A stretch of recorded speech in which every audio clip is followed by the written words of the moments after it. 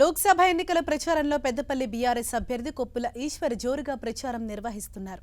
ఇందులో భాగంగా మంచిర్యాల జిల్లా బెల్లంపల్లి శాంతిఖని బొగ్గుగని వద్ద సింగరేణి కార్మికులతో కొప్పుల ఈశ్వర్ సమావేశం నిర్వహించారు.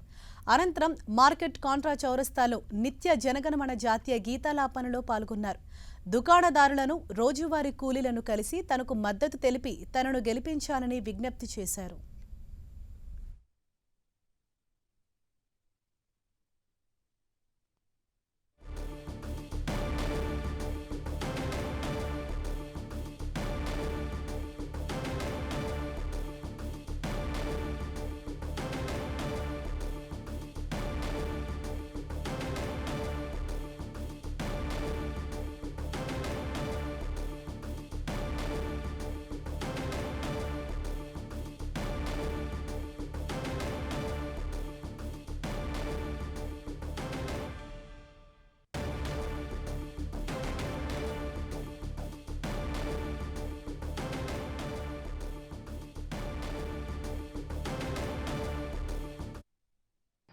కార్మికులకు సంబంధించిన ఇంకా కొన్ని సమస్యలు ఉన్నాయి.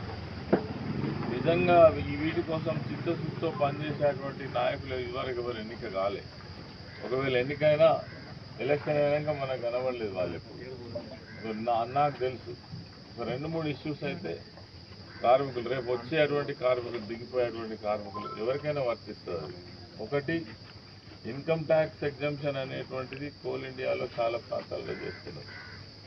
అఫీషియల్స్ చేస్తున్నారు, కార్మికులకు చేస్తారు. నిజంగా కేంద్ర రాష్ట్ర ప్రభుత్వం కానీ యాజమాన్యం కానీ అనుకుంటే అది చేయవచ్చు. ఇప్పటికే ప్రతి సంవత్సరం 3 నుంచి 4 లక్షల రూపాయలు కార్మికులు నష్టపోతున్నారు.